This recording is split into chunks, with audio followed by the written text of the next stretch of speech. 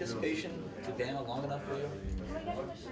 I mean, it's going to be good for us. We got 2 weeks to prepare. It's a great football team. They bring a lot to the table. I mean, they're #1 for a reason. They're very well coached, very well disciplined. But I know we're going to have a great game plan, and we have 2 weeks to prepare, which is going to be great. Coach O said they'll have their game plan finished out by Sunday, so you all can dive into it right at the beginning of the week. But is it good for y'all to have bye week 1 to rest up, but also have some fun with the Tiger Bowl? Yeah, it's going to be good. It's kind of a mid-season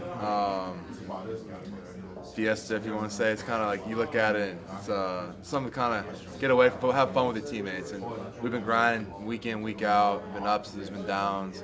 I think just for us to come together, have some fun, and just kind of be together as one team and just kind of enjoy ourselves with that.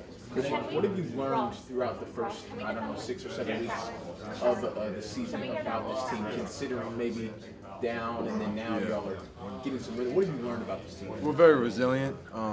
Coach O always talking about we never blink. At one point we were down 20-0 to Auburn, come back to win. And it was a tough loss against Troy. There's been a lot of ups and downs, like you said. I really feel like for us, this team's been very resilient. Nobody's ever backed down. We've always kept fighting, and it's just on to the next play. And there's been times, like I said, we've had some tough losses. We've had a lot of great wins as well. Maybe you haven't broken down a ton of Alabama film yet, but I'm sure players, when you go to bed Saturday night, you check the scores around college football. Yeah. You see some of the scores Alabama has rolled over their opponents with. What are the impressions? You know what I'm saying? What do you think about it? Well, it's a very good football team.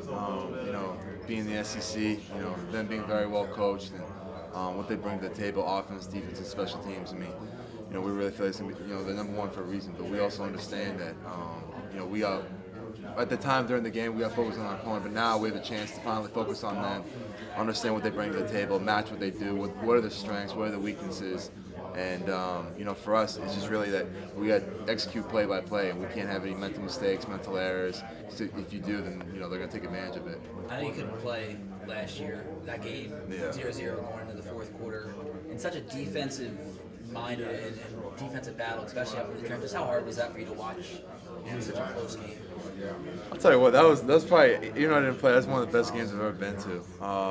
Just how those defenses were battling, and what was going on, and stakes for the game. It was something that we were just pulling, and we're almost there, and how it ended, it was just it was real gut punch. I felt so bad for my teammates, and I know those guys, like you said, those guys are very resilient last year, and a lot that's carried over to this year.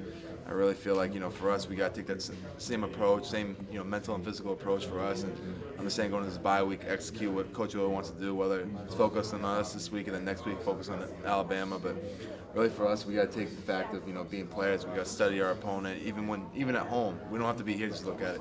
Take our iPads, go home, study our opponent, and make sure when we go into that game, we're 100% ready. How important is it for you guys to have everybody on the same page and take that extra time to prepare? Do it on your own, especially when you got 2 weeks like this. It's crucial. I mean, we're given 2 weeks to prepare for this team. Usually during a regular week, we have 5 days. You play your team, so it's really hard to kind of do that.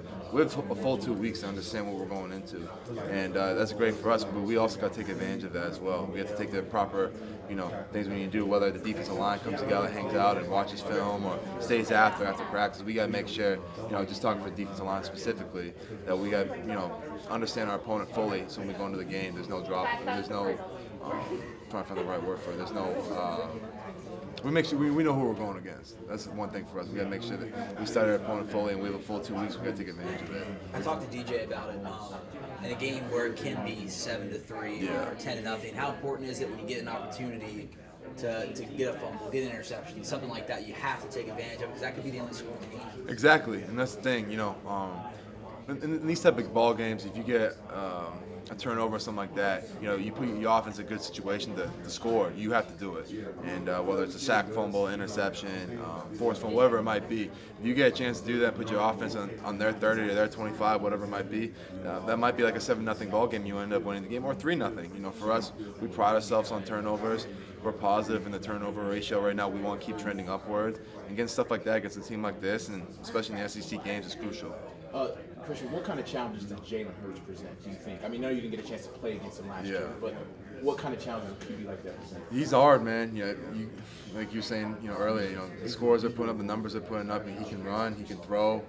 He's a great leader. You can see it on there. And he carries himself, like nobody else.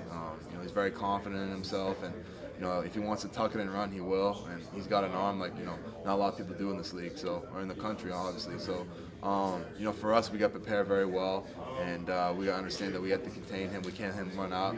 If our DBs are holding him back there, we got to make sure the defensive line, we close in the pocket. We don't let him run out of there. And then when he tries to run a quarterback draw, whatever it might be, we got to make sure we attack the line of scrimmage, get knocked back, and try to make sure we create a trap for him.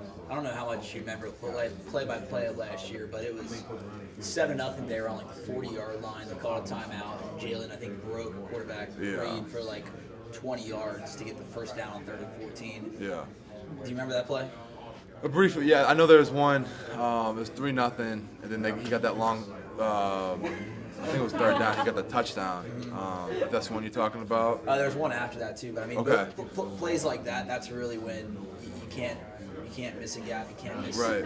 You gotta really do your job. How important is it for everyone to be on the same page on a play like that? It's huge, and you get them backed up in a long situation on 3rd down. You want to get off the field and get the ball back to your offense. And for stuff like that, like Jalen sees a spot he can run, he's going to run. He's got a great, he can run, long legs, big stride, and he'll take off.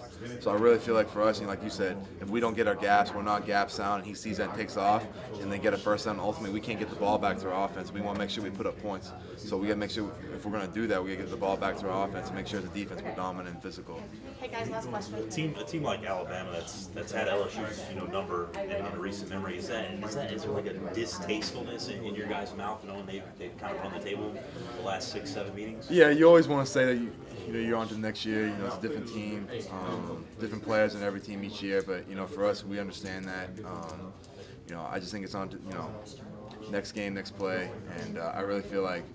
For us, we're really focusing on this year. We're not trying to worry about last year because you don't want that creeping to your head. So as leaders of the football team, we got to make sure those young guys don't look at stuff like that. And I really feel like if we focus on the team this year, who they have and what they present, if we just prepare very well, I think we're going to be just fine. Thanks, Christian. Thanks, Christian. Thank you.